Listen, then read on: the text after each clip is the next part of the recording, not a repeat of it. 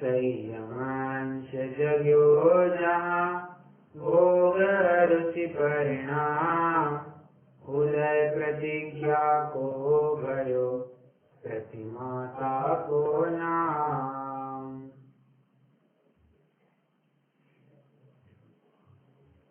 आजीविका किस प्रकार से उपार्जित करनी चाहिए, न्याय नीति पूर्वक कैसे यह जीव आजीविका ग्रहण करता है, उसकी चर्चा हमारी चल रही है। आजीविका क्यों करना चाहिए, इसका भी कारण हम विचार रहे हैं।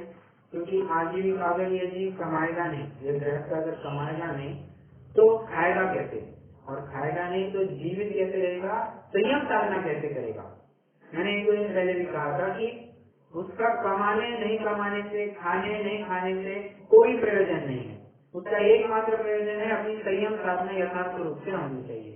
तो संयम साधना यथार्थ रूप से होने के लिए उसकी जो अनुकूल होगा उस हिसाब से यथा योग्य जिस भूमिका में वो रुका हुआ है, जिस भूमिका में वो विद्यमान है, उसके अनुसार वो प्रवर्तेगा। गृहस्थ है, काफी प्रतिमा तक है, वो यथा योग्य अपने परिवार के पोषण के लिए, स्वयं के पोषण के लिए, संयम साधना के लिए जितना आवश्यक है उतना जरूर कमाएगा, थोड़ा भविष्य की भी तजवीज करके रखेगा। देखिए ना, एक छंद भी आता है, जग में कला बांटकर तामे दो सरदार, एक जीव की जीविका दूसरा आत्मोद्धार। क्या कहा, एक जीव की जीविका और दूसरा आत्मोद्धार। 72 कलाएं बताई गई है इस जगत में, परंतु उन 72 कला में से सिर्फ 2 मुख्य है, तामे दो सरदार, 2 मुख्य है। कौन सी, एक जीव की जीविका।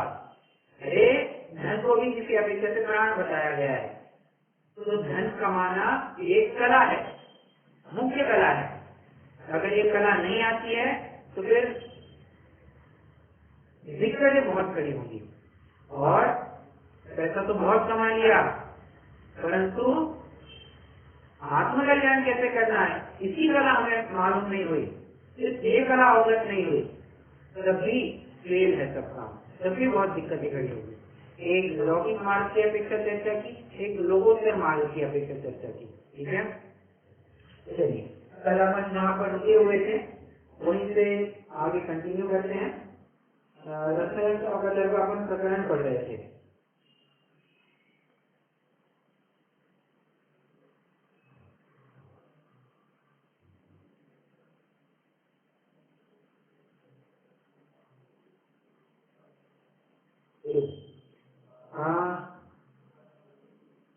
तो 107 पर थे अपन, सेकेंड लास्ट पैराग्राफ के अपन चालू करते हैं। कल पढ़ा था पर आज फिर से पढ़ लेते हैं। आज ये प्रकरण आपको पूरा करना है, 109 पेज तक बढ़ना है। 107 107।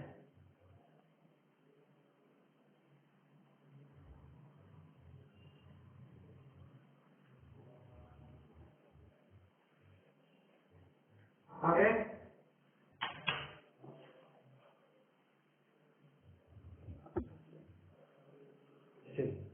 मैं पढ़ता हूँ। पुण्य के उदय के अधीन आजीविका प्राप्त हो जाए तो अनिति में प्रवृत्ति करके आजीविका को नष्ट नहीं करना चाहिए। यदि आजीविका नष्ट हो जाएगी तो धर्म और यश दोनों नष्ट हो जाएंगे। अपने भावों में से यदि नीति धर्म नहीं छोड़ोगे, न्याय मार्ग पर चलोगे, फिर भी असाधा कर्म के उदय से, अग्नि से, जल से, चोरों से, राजा के उपद्रव से आजीविका बिगड़ जाए तथा धन बिगड़ जाए तो धर्म नहीं बिगड़ेगा, यश नहीं बिगड़ेगा, जग में अप्रतीति के पात्र नहीं होंगे। यदि प्रबल लाभांतराय के उदय से न्याय रूप उद्यम करने पर भी लाभ नहीं हुए तो संस्था ही ग्रहण करना चाहिए। ये बहुत महत्वपूर्ण बात है। कल इसकी चर्चा जरूर हुई थी, परंतु आज पुनः मैं इन पंक्तियों को पढ़ रहा हूँ। यदि आयु कर्म बाकी है तो भोजन आदि की विधि कर्म मिलाने का कर्म बलवान है। वन में, पहाड़ में, जल में, नगर में अपने अंतराय कर्म के संरक्षण के अनुसार भोजन सबको मिलता है। अब इस इसके ऊपर मैं थोड़ी चर्चा करना चाहूंगा। जितने भी कामदेव होते हैं, इस पंक्ति के लिए ना कामदेव का उदाहरण सबसे बेस्ट है। कामदेव जितने भी होते हैं, जानते हैं, जब भी वे दीक्षा लेते हैं, ये बात सभी को पता ही है कि कामदेव जितने भी 24 कामदेव होते हैं, सभी के सभी कामदेव सद्भाव मोक्षगामी होते हैं। दीक्षा लेते हैं और सद्भाव मोक्षगामी होते हैं। ठीक है, यहाँ पर मैं याद कर पा रहा हूँ, सद्भाव मोक्षगामी होते हैं। ठीक है, तो जब भी वे दीक्षा लेते हैं, उनकी एक प्रतिक्रिया होती है। हालांकि ये किसी किताबों में आपको नहीं मिलेगा, परंतु उनके जीवन को देख करके ये समझ में आ जाता है कि उन्होंने ऐसी कोई प्रतिक्रिया ले ली होगी। ऐसी प्रतिक्रिया, मैं आजीवन अब नगर की तरफ नहीं बढ़ूंगा, मेरा जो कुछ भी रहवास रहेगा, मेरा जो कुछ भी गमन क्रिया होगी, ये मात्र और मात्र जंगल नीचे माध्यम से होगी। मैं नगर का रास्ता बिल्कुल भी नहीं पकड़ूंगा। तो क्या आहार के लिए भी नहीं आएंगे? बिल्कुल भी नहीं आएंगे। और भाग्य तो देखिए उनका, उन्हें जंगल में ही यथाविधि भोजन पान की व्यवस्था, आहार दान की व्यवस्था हो ही जाती है, उनकी कोई दिक्कत नहीं पड़ती है। हाँ, बाहुबली का एग्जाम्पल बाहुबली का एग्जाम्पल यहाँ मत लाना। क्यों? क्योंकि 1 साल तक अड़िग बने रहे, तो गमन ही नहीं किए, कुछ बाहर ही गए नहीं, स्वरूप से बाहर आए नहीं, तो उनकी बात नहीं है। परंतु जितने भी कामदेव होते हैं, उनको भोजन आदि की व्यवस्था ये नगर में जंगल में ही हो जाती है। हाँ, मैंने जो अभी अभी कहा कि कामदेवों का दीक्षा लेने का नियम है, तो गलत बात है। वो दीक्षा लेने का, कामदेव के दीक्षा लेने का कोई नियम नहीं, क्योंकि वसुदेव जो कामदेव थे, वे तो दीक्षा लिए ही नहीं, वे तो स्वर्ग में गए। हाँ, नियम इतना है कि वे नरक में नहीं जाएंगे, नरक में नहीं जाएंगे, ना मनुष्य में जाएंगे, या तो मोक्ष जाएंगे या तो स्वर्ग जाएंगे। इनका इतना तो नियम है कामदेव का। ठीक है, प्रश्न ये भी उपस्थित हुआ, आइए अपने प्रश्न पर, प्रश्न ये भी उपस्थित होता है कि ऐसी प्रतिज्ञा क्यों लेते होंगे कामदेव कि मैं आजीवन नगर में नहीं जाऊंगा?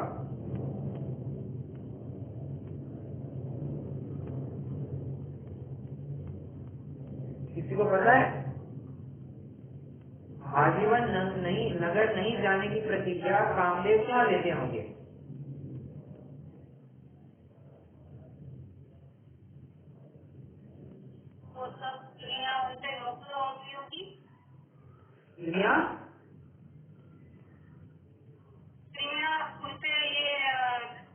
रील जाती होगी, मोहित होती होगी, बराबर।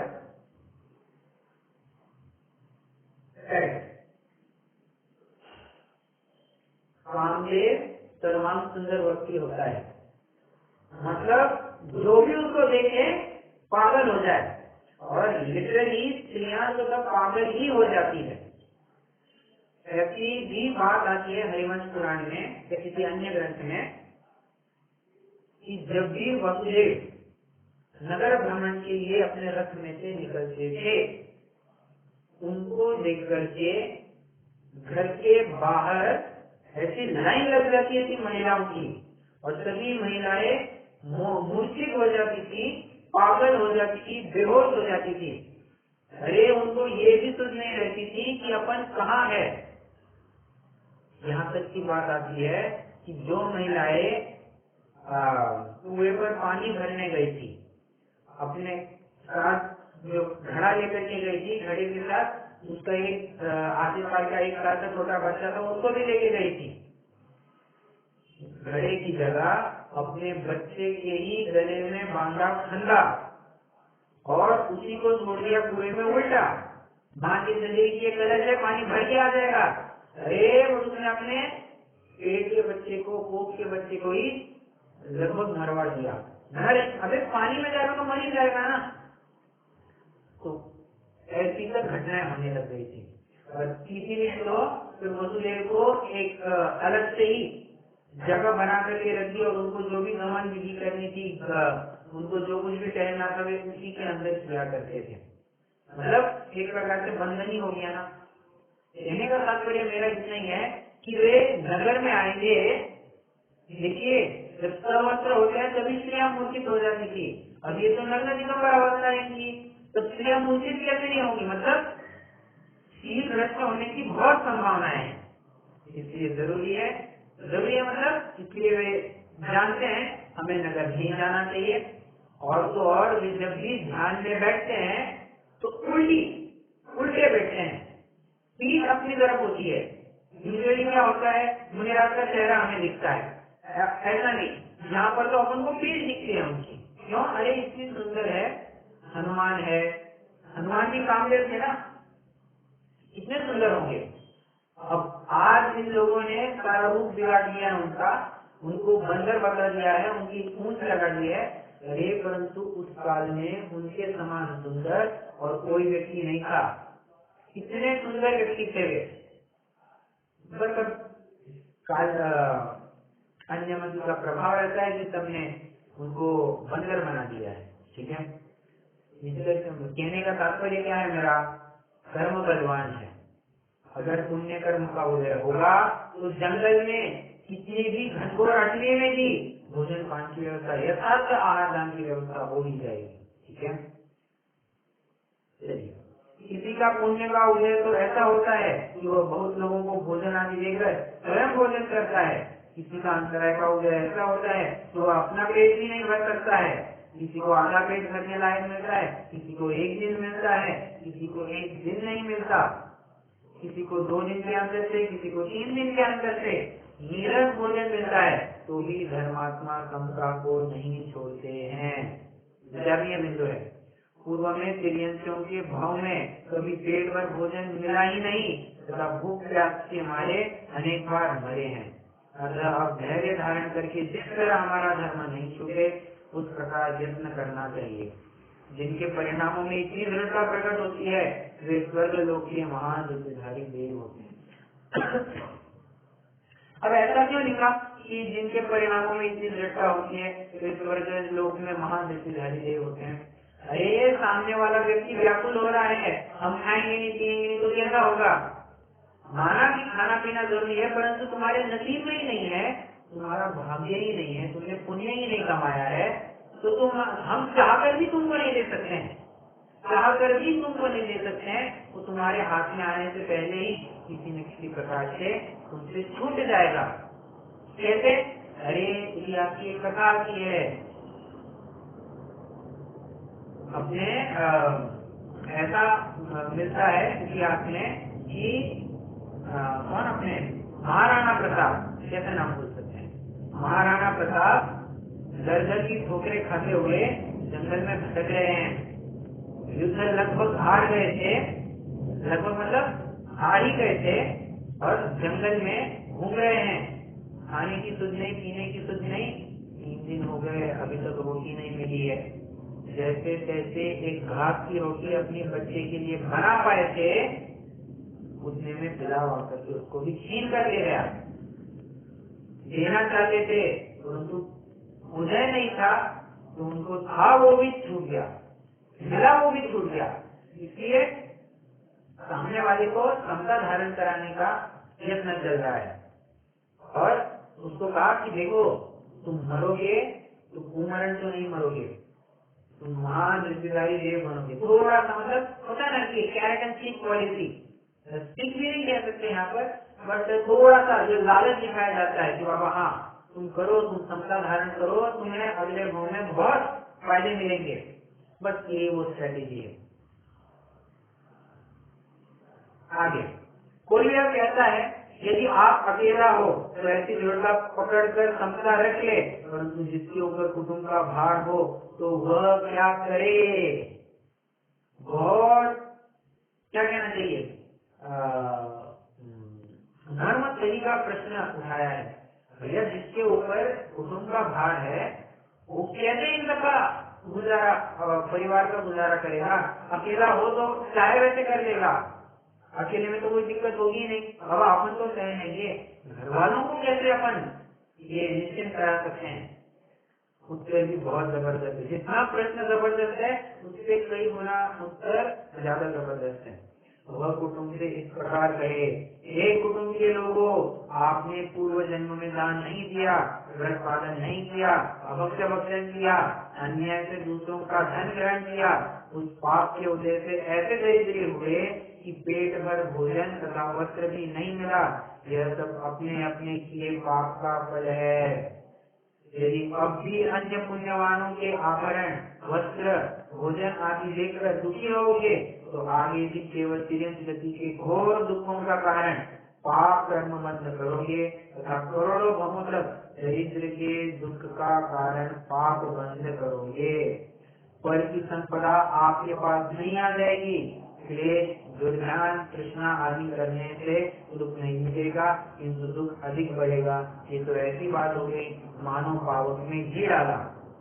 पहले ही कचरे में जल रहे हैं, उसमें और ईर्ष्या कर दी, मानो धड़क की अग्नि में हमने और तेल डाल दिया और भोगी। इसलिए जो मिला है, मैं कल भी कहा ना, जो प्राप्त है पर्याप्त है। एक और बात देखिए, इन बातों से ना जीवन जीने की कला के कितने तो भी आर्ट ऑफ लिविंग कोई अलग नहीं है। इन्हीं ग्रंथों को आधार बना करके ये लोग आर्ट ऑफ लिविंग के कोर्सेज लेते हैं और कुछ नहीं है। इन्हीं में से अपन को अर्थ निकाल के आना चाहिए। तो मैं अर्थ इस प्रकार से ये निकाल रहा हूँ कि जो प्राप्त है पर्याप्त है, मतलब जितना हमारे नसीब में मिला है दैट इज इनफ। क्यों? इतना ही क्यों? क्योंकि प्रकृति भी हमें उतना ही देती है जितना हम उस कार्य के लिए युक्त होते हैं। जिस कार्य के लिए हम पात्र होते हैं, प्रकृति भी हमें वही प्रदान करती है। अगर हम किसी कार्य के लिए योग्य नहीं है, तो प्रकृति भी हमें वो चयन नहीं करा के देती है। अगर हम 1 करोड़ रुपया झेल ही नहीं सकते हैं, तो हमारे पुण्य के उदय में भी 1 करोड़ रुपया नहीं ही लिखा होगा, 1 लाख रुपया ही लिखा होगा। जितने के लिए अपन पात्र होते हैं, कैपेबल होते हैं ना, नसीब भी अपना उतना ही दिलाता है। इंटर रिलेटेड बातें, ठीक है। इसलिए यही विचार करना चाहिए, शायद मैं इतने के लिए ही योग्य था, शायद मेरे नसीब में इतना ही था, ऐसा मुझे इतना ही मिला। होता है, कई बार होता है, ईर्ष्या के प्रसंग तो बहुत बनते हैं। आप संसार का हर एक कोना उठा के देखिए, ईर्ष्या कहाँ पर नहीं है, मान सच्चाई कहाँ पर नहीं है। अरे मुझे मिला, उसको नहीं मिला, मुझे नहीं मिला, सामने वाले को मिला। जिस प्रकार से ईर्ष्या करने लगता है, मान बढ़ाई करने लगता है, कहाँ मान बढ़ाई नहीं होती है, कहाँ पर जलन नहीं होती है। जलन तो हर जगह पर होती है जी। छोटे से छोटे बच्चा भी जलने लगता है दूसरे बच्चे से, कि उसके पास अच्छा खिलौना, मेरे पास छोटा खिलौना। बच्चे को भी ये समझाना चाहिए कि देखो बेटा, तुम्हें जो मिला है वो सबसे बेस्ट है, उससे ऊपर कुछ नहीं, उससे नीचे कुछ नहीं, अपने आप में वो बेस्ट है, ठीक है। ये बात हर जगह पर लागू होती है। कोई एक स्पेसिफिक मैं तो उदाहरण मात्र दे सकता हूँ, और उदाहरण सीमित हुआ करते हैं। हमें तो सिद्धांत जिस ओर लेकर के जाए उस ओर जाना चाहिए, ठीक है। आगे बढ़ते हैं। यदि थोड़े प्राप्त धन में ही संतोष करके निर्वाण तक होगे, तो वर्तमान में जो दुख ही नहीं व्यापेगा। वो समस्त पाप कर्म की ऐसी नजरा होगी जो घोर तपस्या से भी नहीं होती है। देखिए, जब आगे संतोष धन, तब अन्य सब करने की क्या ही जरूरत होगी, कुछ जरूरत नहीं होगी। संतोष से ही सब होने लग जाएंगे। देखिए, चरणामृत की ये शैली है। थोड़ा वस्त्र, भोजन आदि मिलने पर परिणामों में आकुलता रहित समता से रहने में बड़ा तप है। कोई 1 करोड़ रुपया कमाया और फिर उपवास किया, कहते इसमें कोई मतलब नहीं है। तुम्हारे पास 1 रुपया है और तुम 1 रुपये में संतुष्ट हो, तब तो उसमें ज्यादा है। कर्म ने मुझे आपके साथ एक कुटुंब में शामिल उत्पन्न किया है, इसलिए मैं अब अर्थात भाग्य तथा पुरुषार्थ दोनों के अनुकूल द्रव्य उपार्जन करने में उद्यम कर रहा हूँ। लाभांतराय के क्षण के अनुसार न्याय मार्ग से जो प्राप्त हो वह तुम्हारे पास लाता हूँ। इसमें से जो हमारा हक का हिस्सा हो वह हमें दे दो, तुम्हारा जो हो वह तुम मिल बांट कर भोजन आदि करो। देखिए किस प्रकार से संबोधित करता है। हमने तो अब भगवान का कहा हुआ दुर्लभ धर्म ग्रहण किया है, अतः तुम्हारे लिए अब अनीति कपट आदि घोर पाप करके धन ग्रहण नहीं करेंगे। न्याय नीति से जिस प्रकार धर्म नहीं बिगड़े उस प्रकार उद्यम करके उपार्जन करेंगे। तुम भी हमारा धर्म जिससे बिगड़ता हो वैसा प्रवर्तन नहीं करो। सामने वाले को भी चेतावनी दे रहे हैं, न तुम्हारा धर्म भ्रष्ट करो और न ऐसा कुछ काम करो कि हम भी धर्म संकट में पड़ जाए। दोनों तरफ से बात रखिए। अपने अपने पुण्य पाप का फल भोगो, आकुलता छोड़कर जितना मिले उतने में संतोष रखकर सुखपूर्वक रहो। इस प्रकार का जिसे निश्चय है उसे परिग्रह परिमाण नाम का स्थूल व्रत होता है। आगे बढ़ते हैं। जो गुरु के भोजन के लिए पाप क्रिया में प्रवर्तता है, हिंसा, असत्य, चोरी, कपट इत्यादि पापों में प्रवर्तता है, उसे घोर पाप का बंध होता है, पाप से दुर्गति का पात्र होता है। इसलिए इस अल्प जीवन में व्रत, शील, संयम में ही दृढ़ता रखनी चाहिए। अंगुलीमाल की कथा सभी को पता है, या फिर वो कौन था, वाल्मीकि। हाँ, वाल्मीकि बराबर बीच चौराहे पर खड़ा रहता था। एक नंबर का नामी डाकू था, डाकू, कुख्यात डाकू। होता है ना कि आज जिस प्रकार से कोई एक एक्सवाइजी गुंडा होगा जिसके पीछे सारी दुनिया की पुलिस लगी हुई है पकड़ने के लिए, इसने गुनाह अपराध किए हैं, बस वाल्मीकि भी एक समय में ऐसा ही गुंडा हुआ करता था। क्या करता था, बीच चौराहे पर खड़ा रहता था, जो भी गुजरे उसका सब माल तो लूट लेता था, सामने उसका कत्ल भी कर देता था और छुपा देता था और कोई उसको पकड़ नहीं पाया था। बात ऐसी थी। तो एक बार उसने एक मुनिराज को पकड़ लिया और कहा कि देखो मैं तुम्हारे पास कुछ है नहीं, पर तुम्हें खून तो जरूर करूंगा, तुम्हें छोड़ूंगा नहीं मैं ऐसे। तुम मुनिराज ने कहा अरे धन का कथा है, जो कुछ भी है समझ लेना चाहिए। तो साधु पुरुष ने कहा कि देखो तुम्हें मारना तो मार दो, मुझे कोई ऐतराज नहीं, मैं एकदम क्षमता धारण किए हुए हूँ, परंतु एक बार घर वालों से पूछ करके तो आओ कि तुम ये जितना पाप का बोझा ढो रहे हो, क्या इस पाप के बोझे को ढोने के लिए तुम्हारे घर परिवार वाले भी सहभागी होंगे या नहीं होंगे, ये पूछ कर क्या। वाल्मीकि ने तो सहज पहले ही प्रयास में कह दिया कि नहीं ऐसे कैसे, वैसे मेरे घर वाले हैं, वे मेरा साथ नहीं छोड़ेंगे, इस पुण्य पाप में तो वे भी हकदार होंगे, वे भी हिस्सेदार होंगे। साधु ने कहा इस काम करो, तुम पूछ क्या, और तुमको लगता है कि मैं कहीं भाग जाऊंगा तो एक काम करो, ये लो मेरे हाथ बांध दो, मेरे पैर बांध दो, मेरे मुंह भी बांध दो, मैं तुम चाहे तो पूछ करके आना। जो होना था बाकी का सभी को पता है, मुनिराज तो वही के वही बने रहे, वे तो कोई निकलने वाले थे नहीं, और वाल्मीकि को भी अपना उत्तर मिल गया था। क्या कि घर वालों ने कहा हमने थोड़ी ना कहा था आपको ये पाप करने के लिए, आपने किया आप जानो। बस लगभग ऐसी कुछ बात कह रहे हैं कि अपने पुण्य पाप का फल भोगो, कोई और तुम्हारे करे आओ फल दे अन्य तो स्वयं किए निष्फल होते। ऐसी व्यवस्था है ही नहीं जनागम में कि कार्य तुमने किया और फल दूसरे को दे सकते हो ना, ही तुमने भगवान है, तुम ही उसके फल को चखो। सामने वाला हमें लग सकता है कि हमारे कार्य का फल भोग रहा है, हमने पैसा कमाया बेटा भोग रहा है, ऐसा दुनिया को लग सकता है, परंतु नहीं, ये उसके पुण्य के उदय ने उसके लिए सामग्री खड़ी की है। ठीक है, इसलिए कुटुंब के कार्य के लिए भी हिंसा आदि में प्रवर्तना नहीं चाहिए। ये वाल्मीकि कथा से हमको समझ में आया। जितने ही लोग कहते हैं धन तो पाप से ही आता है, पाप किए बिना धन आता ही नहीं, त्यागी व्रति हो जाने से धन कैसे आएगा, उनसे कहते हैं यह तुम्हारा भ्रम है, पाप किए बिना धन नहीं आता है, ऐसा कहना अनुचित है।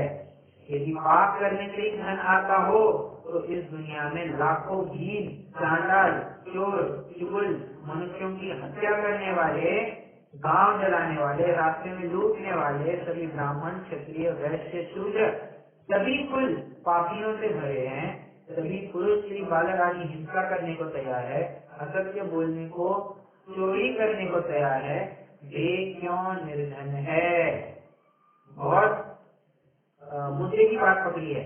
जिन्होंने पूर्व जन्म में कुपात्र दान दिया है, उतक करके खोटा पुण्य बांधा है, उनके पास मार्ग से धन आता है। पुण्यहीन तो मारा जाता है।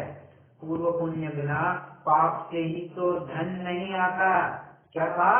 पूर्व पुण्य बिना पाप से ही तो धन नहीं आता है। जिन्होंने पहले पुण्य बांधा है, वे यहाँ चोरी चुगली किए बिना ही संपत्ति प्राप्त करते हैं। अंडरलाइन। जिन्होंने पहले पुण्य बांधा है, वे यहाँ चोरी चुगली किए बिना ही संपत्ति प्राप्त करते हैं। राजा के घर में जन्म लेते हैं। करोड़ों के धन वाले धनवानों के घर जन्म लेते हैं। इसलिए अधिक क्या कहना, सभी पुण्य का ही फल है। छोटे पुण्य की लक्ष्मी को भोग कर तो जीव नरक की गति में जाकर डूब जाते हैं। बात कह रहे हैं कि ये सब पुण्य का फल है। और पुण्य कैसे होगा? धर्म करने से होगा। बराबर, पुण्य होगा धर्म करने से। इसलिए जरूरी है कि अगर तुम पैसा देखना चाहते हो तो तुम धर्म करो। पैसा अपने आप तुम्हारे पीछे दौड़ता दौड़ता आ जाएगा। तुम्हें पैसे के पीछे दौड़ने की जरूरत ही नहीं है। ये तो होता है ना कि मार्ग में जिस प्रकार से छोटे छोटे स्टेशन लग जाते हैं, स्टॉल लग जाते हैं, उसी प्रकार ये पैसा भी मिलना ये तो छुटपुट बातें हैं। ये तो मार्ग में बीच में आने वाले छोटे छोटे जंक्शन है। ये तो तुमको मिल ही जाएंगे, परंतु इसी पर अटके मत रहना। तुम उसी जंक्शन का लक्ष्य करके अगर गाड़ी को चलाओगे तो मूल लक्ष्य को तो प्राप्त ही नहीं कर पाओगे। बराबर, यही बात यहाँ पर रख रहे हैं। ठीक है, चलिए, जितने जनों को ये प्रकरण समझ में आया, मैंने क्यों पढ़ करके दिखाया, क्या पढ़ा और क्यों पढ़ा, कितने जनों को समझ में आया। मैं सभी जनों से उत्तर सुनना चाहूंगा। अगर नहीं समझ में आया तो भी बोलिए।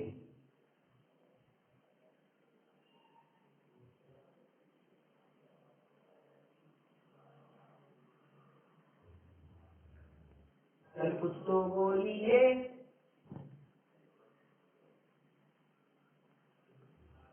क्या सभी ने मौन व्रत धारण किया? वचन मुक्ति चल रही है।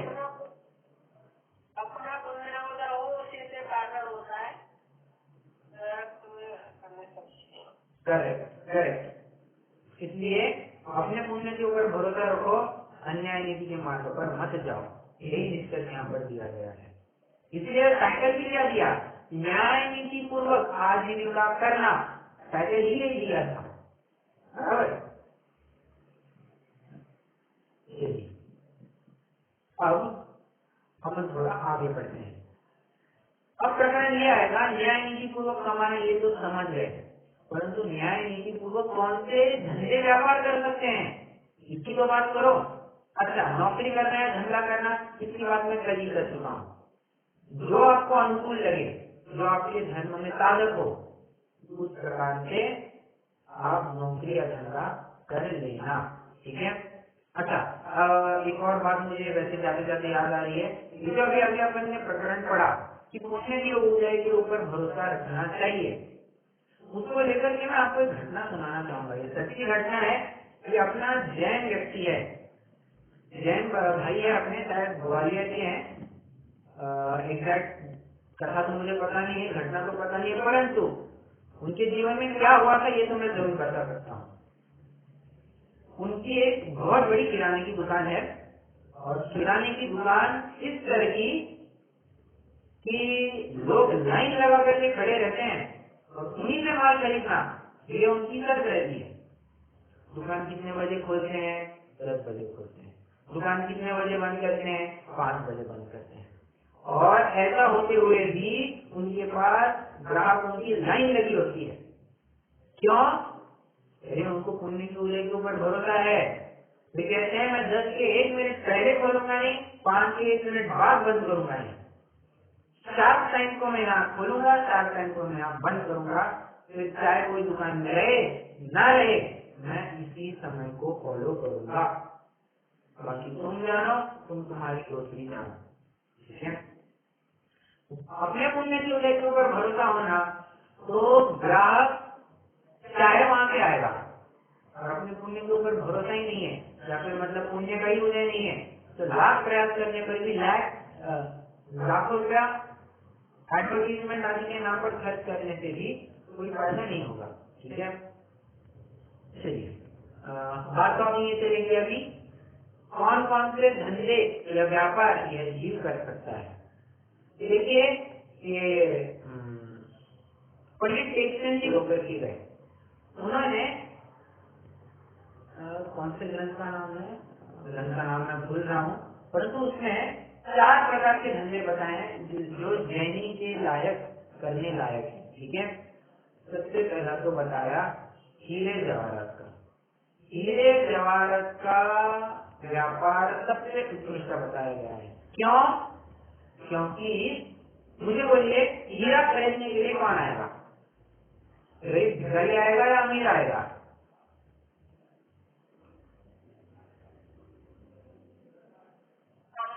अमीर आएगा। और अमीर कैसे आएगा? उसके पास पैसा आया होगा तभी तो वो खरीदने के लिए आएगा, बराबर। अगर उसके पास पैसा ना हो तो वो भी क्यों आएगा? मतलब हीरे जवाहरात खरीदने वाला कैसे आएगा? तीव्र पुण्य के उदय वाला ही हीरे जवाहरात खरीदने के लिए आएगा। जिसके पुण्य का उदय मतलब बेचने वाले के भी पुण्य का उदय और खरीदने वाले के भी पुण्य का उदय, सब जाकर के ट्रांजेक्शन होती है। जब दोनों के पुण्य का उदय था तब जाकर के ये काम हुआ है। मतलब ये एक निरपरा क्या कह सकते हैं, जाकर किस वाला ये मार्ग नहीं है। यहाँ पर ग्राहक कितने आते हैं? एक आध दुख का, अरे दिन में एक आध ग्राहक भी हो जाए ना, कितना मतलब हीरे कितनों में जाते हैं? करोड़ों का अगर हीरा होगा, सिर्फ हीरे की बात कर रहा हूँ मैं, करोड़ों के हीरे होंगे, थोड़ा थोड़ा भी अगर कमा लेगा तो दिन भर का पुस्तक वो अपने आप वैसे ही कर लेगा, ठीक है। तो हीरे जवाहरात में न ज्यादा ग्राहक होते हैं, अपने लिए भी समय दे पाएंगे और पैसा भी अच्छा है और दूसरे के पुण्य के उदय के ऊपर निर्भर करता है, ठीक है। ये हो गया अपना हीरे जवाहरात का। परंतु इसमें एक ड्रॉबैक है। क्या ड्रॉबैक है? कोई बोलेगा हीरे जवाहरात के व्यापार में क्या ड्रॉबैक है?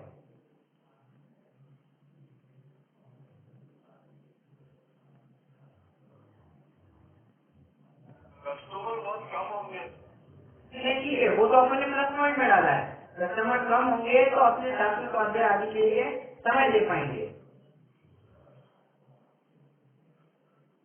ड्रॉबैक क्या होगा है? मतलब थोड़ा सा मतलब अभी यहाँ पर अध्यात्म मत लाइए, जनरल अंडरस्टैंडिंग के बेसिस पे बोलिए, हीरे जवाहरात का व्यापार चालू करने के लिए ड्रॉबैक क्या है? नहीं नहीं नहीं नहीं, मैं वही कह रहा हूँ, जनरल लॉजिक को ध्यान में रखते हुए उत्तर दीजिए। यहाँ पर अध्यात्म शरणानियों को नहीं लगाना है।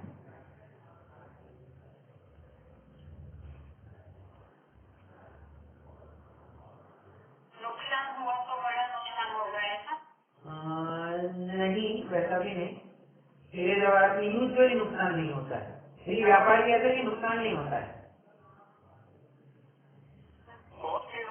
करेक्ट करेक्ट, अरे ये कॉस्ट ऑफ इन्वेस्टमेंट कितनी हाई है।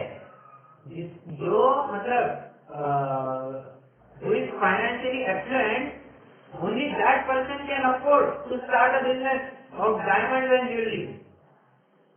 हीरे जवाहरात का व्यापार करने के लिए करोड़ों की इन्वेस्टमेंट लगेगी साहब, और जिसके पास उतना पैसा है, पहले से गांठ का पैसा है, वही तो चालू कर सकता है, बराबर, वरना वो क्यों चालू करेगा। तो ये एक छोटा ड्रॉबैक हो जाता है।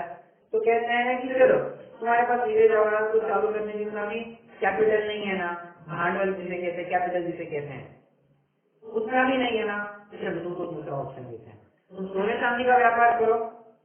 ये भी लगभग पुण्य के, लगभग मतलब अच्छे पुण्य के उदय वाले जीव ही सोना चांदी खरीदने आते हैं। हाँ, पर उनके उतने पुण्य का उदय नहीं होगा जितना हीरे खरीदने वाले का होगा, ठीक है। और दूसरा भी पॉइंट ये है कि यहाँ पर ग्राहकी थोड़ी ज्यादा होगी, तो हो सकता है ये व्यापार के काल में थोड़ा सा उलझा हुआ रहे, परंतु पैसा भी यहाँ पर अच्छा मिलता है और ज्यादा दिक्कत वाले, मतलब इसमें फ्रॉड वगैरह करने की कोई चांसेस ही नहीं है ना। सोना चांदी का है, हितेंद्रीय है, मतलब दशरथ चिंता आदि की कोई बात ही नहीं है यहाँ पर। बस सोने चांदी को खरीदो बेचो, काम चल जाएगा। इसमें भी एक और ड्रॉबैक है, क्या? इसमें भी कैपिटल इन्वेस्टमेंट बहुत लगती है। मान के चलो हीरे का व्यापार चालू करने के लिए 10 करोड़ रुपए लगते थे, सोने का व्यापार चालू करने के लिए कम से कम, मैं एकदम रफ एग्जाम्पल दे रहा हूँ, इसको सर्वथा नहीं लगाना। हीरे के लिए 10 करोड़ लगते होंगे, इसको 1 करोड़ लगेगा, पर अरे किसी 1 करोड़ कितनी बड़ी अमाउंट हो जाती है, पागल हो जाएगा आदमी। 1 करोड़ बहुत अमाउंट हो जाती है, और ये लोन तो लेना चाहेगा नहीं, किसी के सामने हाथ फैलाना इसको पसंद नहीं है, तो करेगा क्या? उसके लिए तीसरा ऑप्शन दिया, कहा तुम्हारे पास इतने भी पूंजी नहीं है ना, चलो एक काम करो, तुम कपड़े का व्यापार कर सकते हो। हाँ, कपड़े का व्यापार कर सकता हूँ। कपड़े में भी कौन से कपड़े बेचोगे? ठंड के कपड़े बेचूंगा, गर्मी के कपड़े बेचूंगा, सब नायलॉन के कपड़े, सिंथेटिक कपड़े बेचूंगा, मेरा काम बन जाएगा। ध्यान रखना, कॉटन कपड़े के अलावा तुम एक कपड़ा यहाँ पर नहीं बेच सकोगे, तो ही हम इसको एलिजिबल धंधे के अंतर्गत लेंगे। रोहिणी वस्त्र बेचा, मखमल बेचा, सिल्क बेचा, अब सबसे तुम पाप के बड़े भागीदार हो, तुम्हें पाप लगना यही न्याय है। मतलब कॉटन इसमें कोई ज्यादा दिक्कत नहीं है, और जबकि वुल सिल्क में साक्षात कृत जीवों का घात होकर के बना है, तो नहीं ले सकते। सिंथेटिक कपड़े भी वो नहीं बेचेगा, नायलॉन आदि के कपड़े, क्यों? उसमें भी बड़ी हिंसा बन करके ही, हिंसा से ही वे सब कपड़े बनते हैं। तो कपड़े में भी सिर्फ कॉटन का कपड़ा अगर खरीद बेच सकता है तो वो एक धंधा करे, परंतु किसी के पास उतना भी कैपिटल नहीं है तो वो क्या करे? तो उसके लिए चौथा व्यापार सिखाया है कि तुम बर्तनों का व्यापार करो। मतलब देखिए, ये जो 4 उपदेश, मतलब 4 व्यापार दिए हैं ना, ये इस प्रकार से दिए हैं कि सामने वाले का भी उदय पुण्य का उदय है, खरीदने वाले का भी पुण्य का उदय और बेचने वाले का भी पुण्य का उदय। ये मतलब क्या कहना चाहिए, मेडिकल लाइन, केमिस्ट लाइन या फिर वकीली लाइन के लाइन से बहुत विलक्षण है। वकीली लाइन में क्या होता है, सामने वाले के पाप का उदय होगा, किसी केस में फंसा हुआ होगा, तभी जाकर के तुम्हारे पास आएगा और फिर ही तुम उससे फीस चार्ज कर पाओगे। डॉक्टर भी, मेडिकल लाइन वाले भी, ड्रगिस्ट, केमिस्ट भी, मतलब जो औषधालय आदि वाले होते हैं, उनका भी धंधा कैसे चलता है? सामने वाला बीमार पड़ेगा तो मेरा धंधा चलेगा। मतलब बार बार तो यही भावना रहेगा ना कि बीमार पड़ जाए, बीमार पड़ जाए, बीमार पड़ जाए, ग्राहक बढ़ जाए, ग्राहक बढ़ जाए। ग्राहक कैसे बढ़ेगा? अरे सामने वाला बीमार पड़ेगा तब जाकर के ग्राहक बढ़ेगा। मतलब एकदम हीन और ओछी भावना के साथ ये ऐसे व्यापारों में बढ़ना पड़ता है, ठीक है? इसलिए ऐसे व्यापार तो बिल्कुल भी रेकमेंड नहीं किए हैं। रिकमेंड जो किए हैं वो है हीरा, सोना चांदी, कपड़ा और क्या था, बर्तन, ठीक है? तो इनका व्यापार करना योग्य बताया गया है, इसके अलावा के व्यापार ठीक नहीं है। ओके, चलिए, आरंभ जाप के बारे में मुझे लगभग इतनी चर्चा करनी थी, और कौन कौन से व्यापार यह चीज कर सकता है, कौन से नहीं कर सकता है, इसकी भी अपन ने काफी चर्चा की है। कुछ प्रश्न हो तो अभी आप पूछ सकते हैं, नहीं तो फिर अपन जिम्नास्टिक करेंगे और रुक जाएंगे।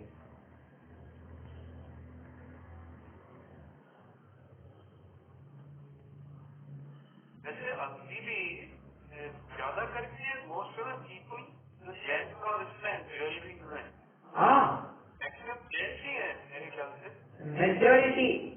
देखिए ना, इसलिए तो जैन समाज में संपन्नता भी ज्यादा है, क्यों? पहले उन्होंने पुण्य कमाया हुआ है, और अभी भी जैन समाज इतना भी वैसे गया गुजरा नहीं है कि पुण्य कार्य से पूर्णता ही वंचित हो। किसी न किसी प्रकार से दान धर्म पुण्य तो करता ही करता है, तो उसके पास बरकत बनी रहती है। और ऐसे जीव ही यूजुअली सोना चांदी हीरे जवाहरात के व्यापार किया करते हैं, right. How do you treat this chartered accountancy? Normally right right, good point. देखिए, frankly speaking, I am into this profession ना, बट इसमें भी दो तरह से आप इस प्रोफेशन को देख सकते हैं। एक तो है कि आप ऐसे मार्ग में जाओ जहाँ पर खिलाना पिलाना ही पड़ता है, सामने वाले को अंडर द टेबल कुछ कर आके उसको निपटाना पड़ता है।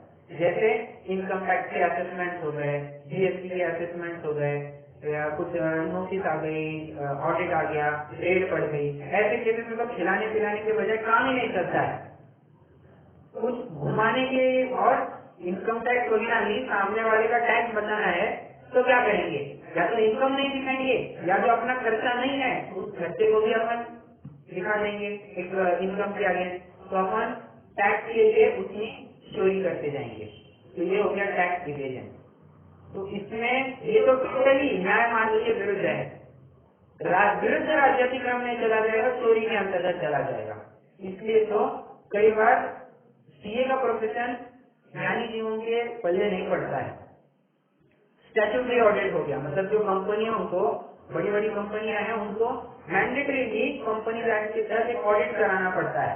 तो बाबा साल में तुम्हारे पास एक बंदा आएगा, वो तुम्हारे बुक्स ऑफ अकाउंट चेक करेगा, तुम्हारे खाता वही देखेगा और तुम्हें एक रिपोर्ट बना के दे देगा, ठीक है।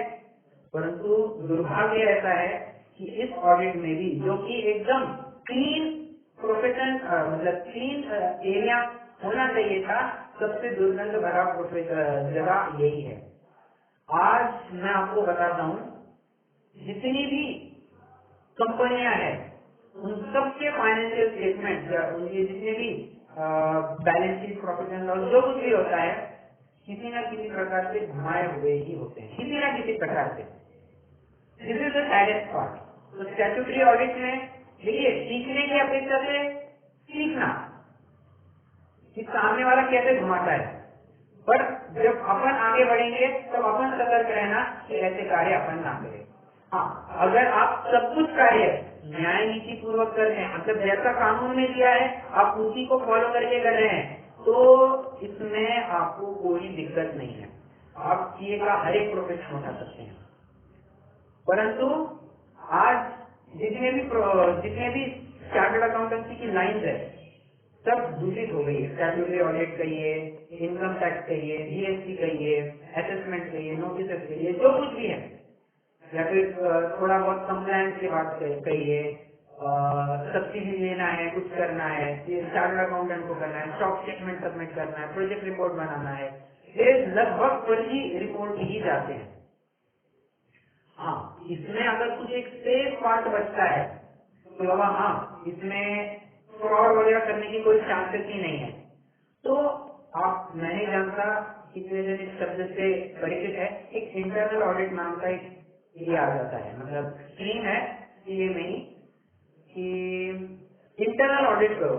इंटरनल ऑडिट में क्या होता है, कंपनी स्वयं हमको हायर करती है कि बाबा देखो हमारी कंपनी में ये प्रोसेस चलती है, मतलब हमारी खरीदी बिक्री की ये प्रोसेस होती है, पैसा कलेक्ट करने की ये प्रोसेस होती है, व्यापार हमारा ऐसे चलता है, हमारा मतलब एम्प्लॉइज को हायर वगैरह करने की, नौकरी आदि पर रखने की ये प्रक्रिया होती है, तुम इसमें कुछ हमसे सुधार करके दे सकते हो क्या? मतलब एक प्रकार से वो ये चाहता है कि क्या किसी प्रकार से तुम हमारे खर्चे कम करा सकते हो या रेवेन्यू ज्यादा बढ़ा सकते हो। मतलब ये प्योरली एक मतलब सजेशन करने वाला पार्ट है और इसमें कोई भी धांधेबाजी नहीं होती है। यहाँ पर तो इनफैक्ट छोटे से छोटा अमाउंट भी हमारे लिए रेलेवेंट होता है। अगर 100 रुपए का भी बिना परमिशन के आपने बिल बनाया है तो इंटरनल ऑडिट में वो क्वेश्चन निकलता है कि तुमने 100 रुपए का ही भले ही क्यों ना किया हो, क्यों किया, 100 रुपए का भी बिल बिना परमिशन के क्यों बनाया। तो ये प्रोसेस को सुधारने की बात होती है। तो इसमें हिंसा कुछ है, कोई हिंसा नहीं। इसमें पाप का कुछ बंद होता, पाप मतलब अन्य व्यापारों में जैसा होता है वैसा कुछ होता है, नहीं होता है। तो ये एक स्ट्रेट लाइन बन जाती है। मैं आपको फ्रैंकली बताऊं,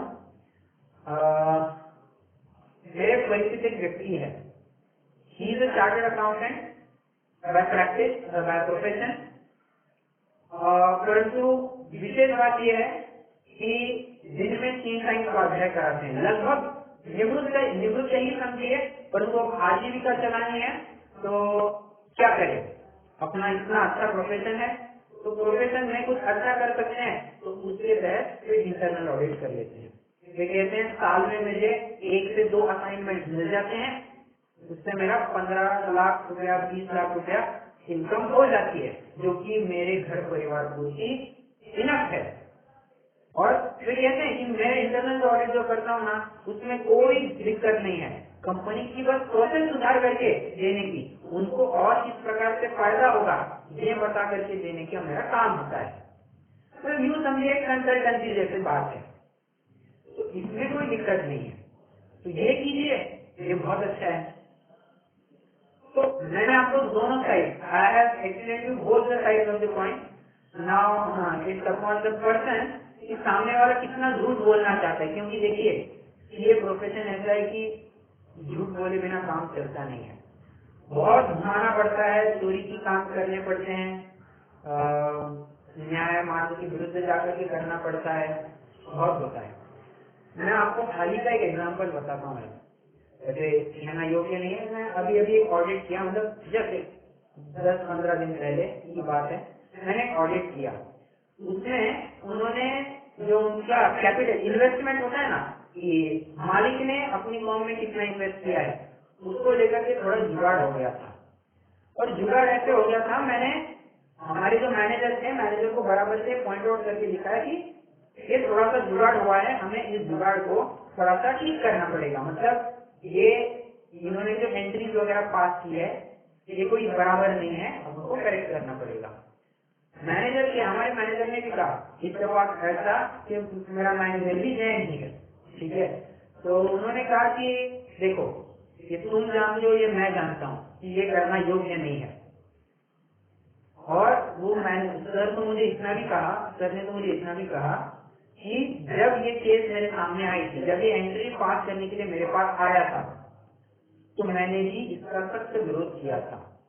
पर क्या करे, हमारी जो हेड बॉस है उन्होंने कहा कि नहीं, तुम तो ऐसे एंट्री पास कर दो, एक फर्जी एंट्री डाल दो और इन्वेस्टमेंट तुम थोड़ी सी बढ़ा दो। कुछ एक्चुअल में कुछ पैसा लाने की जरूरत नहीं है, बैंक से ट्रांसफर करने की जरूरत नहीं है, बस अंदर ही अंदर एंट्री घुमा दो और कैपिटल तुम्हारा बढ़ जाएगा। दिक्कत हो गई, मतलब मैं सच्ची बात बता रहा हूँ आपको। अब उनके ऊपर तो अपन कुछ जा नहीं सकते हैं, अपन एम्प्लॉय है तो अपन को उस हिसाब से चलना पड़ता है, वो जो बोलेंगे वो करेंगे। क्या जानते हैं, ये कंप्लायंस डिपार्टमेंट के पास गया, कंप्लायंस डिपार्टमेंट में सीधा इसको नकार दिया कि बोले तुमने पैसा लाया ही नहीं है तो तुम कैपिटल कैसे बढ़ा सकते हो। और मैं आपको बताऊं, वो सारी बैलेंस शीट, सारे फाइनेंशियल स्टेटमेंट साइन हो गए थे, हमारे सर ने भी साइन किए थे और जो क्लाइंट था वो क्लाइंट ने भी साइन किया था, साइन होके स्कैन हो गए थे। मतलब यूँ समझिए टैक्स ऑडिट रिपोर्ट जो कुछ भी अपलोड करना था सब हो गया था।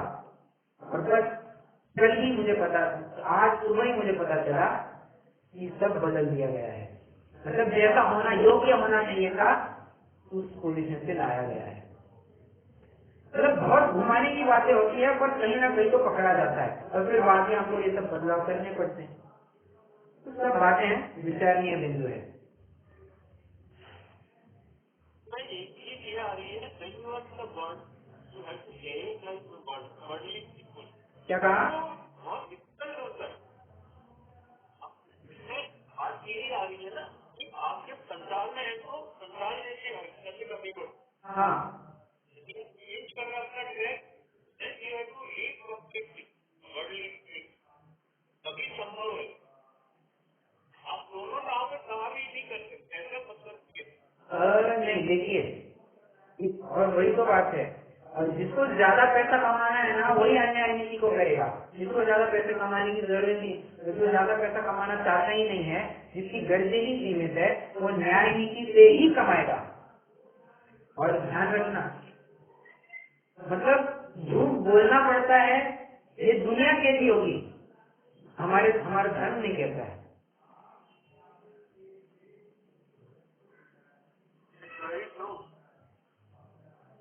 Yes, bitter but true, you have to accept it. और देखिए ना, वैसे बताऊं, सीए की क्यों, डॉक्टर ही क्यों, लॉयर ही क्यों, आज कोई भी प्रोफेशन उठा के देखिए, लगभग हर एक में थोड़ा सा ऊपर नीचे 19 करना ही पड़ता है, उसके बिना काम ही नहीं चलता। मैंने आपको 1-2 दिन पहले ही कहा था कि जितने भी ये अफसर लोग होते हैं, इनकम टैक्स वाले, जीएसटी वाले, इनको पैसे खिलाए बिना काम चलता है नहीं। ये बड़ी बड़ी सिविल सर्विसेज की एग्जाम देते हैं, यूपीएससी की वगैरह की एग्जाम देते हैं, और ऑफिसर होने के बाद इनको खिलाए बिना काम चलता है नहीं। तो कितने से भी अच्छे दर्जे का प्रोफेशन क्यों उठा करके देखा जाए, उसमें किसी न किसी प्रकार से दाग लगा हुआ ही है। और वो अपने ऊपर है कि अच्छा, अब तो सिस्टम में भी वो भ्रष्टाचार, या यूं कहिए वो अन्याय इतना घुस चुका है कि अगर हम अन्याय नहीं करेंगे, हम न्याय नीति से कमाएंगे, तो लोग हमको षड्यंत्र करके अन्यायी सिद्ध करेंगे और स्वयं कैसे निर्दोष है ये बताएंगे। बहुत बातें हैं। अमूल है तो कुरियर जो था ना, asked the government not to put any IAS officer in his organization. Like ISRO also. There is nobody from IAS. Right. So they are doing wonders. Otherwise, the whole country is in mess. वो तो है ही, वापस नहीं गिर है ही। विचारणीय बातें हैं। आज न्याय नीति से कमाना बहुत मुश्किल हो गया है, परंतु हाँ, अगर हम ठानते हैं तो अवश्य न्याय नीति से कर सकते हैं। इनका क्राउड बन जाता है, IAS है इस politician, all doing wonders in their own field. वो तो है ही। ठीक है, चलिए, कोई प्रश्न है? नहीं तो फिर अभी अपन निर्माण छुट्टी करेंगे।